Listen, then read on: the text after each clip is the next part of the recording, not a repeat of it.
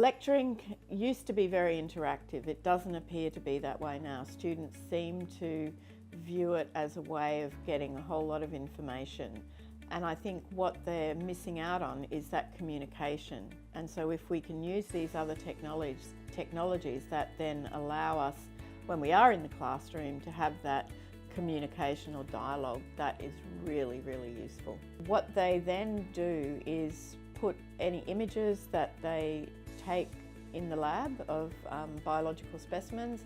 They are able to upload that into their workbook and to record all their discussion activities as well.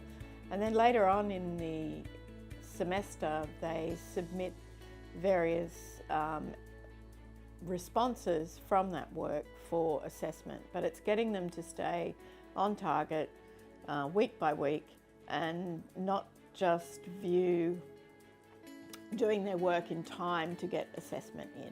There's a certain format that you need to use for labelling biological images. In PebblePad, they can put up their image and then we can have a checklist of, have you put your figure caption under the image? Have you given it a scale? Have you identified it correctly? Have you labelled the drawings correctly? And that has helped them a lot. And it's very easy for them to do that themselves. And so they're learning as they go. We had the workbook set up in PebblePad, and so each week there would be activities and they would put their responses in that workbook, be it either images from the lab, labelled, answers to questions. If they left it too long to get their information in there, that did cause a few problems. What would happen is each week something would need to be submitted at a later date from that particular activity. After 3 weeks, approximately 3 to 4 weeks of coming to class, we then go back through the activities and pick one from each of those and say, so submit your response that you prepared. And if it's already in PebblePad, which it should be, they've done it. Well, the other advantage of that is it says to them that, okay, you attended this week and you did some work. You didn't have to actually submit it then, but it was actually, you had to be there to submit it later on. So it's getting them just to come and do the learning and do the activities, and then, oh, by the way, 3 weeks' time, can you submit your image of a labelled cell that you did in week 1?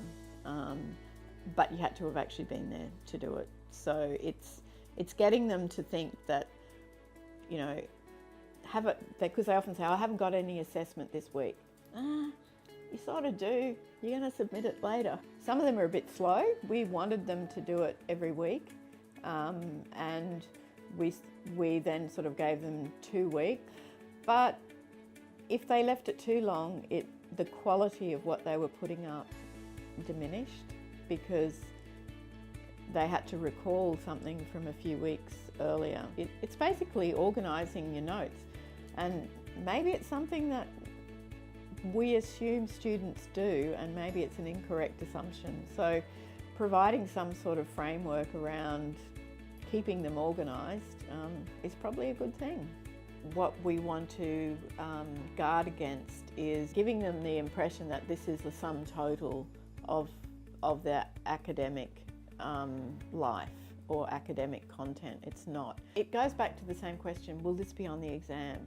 And the short answer is yes, but the real answer is, well, probably not. But the way they interpret that response is, oh, if it's not going to be on the exam, I don't actually need to know it.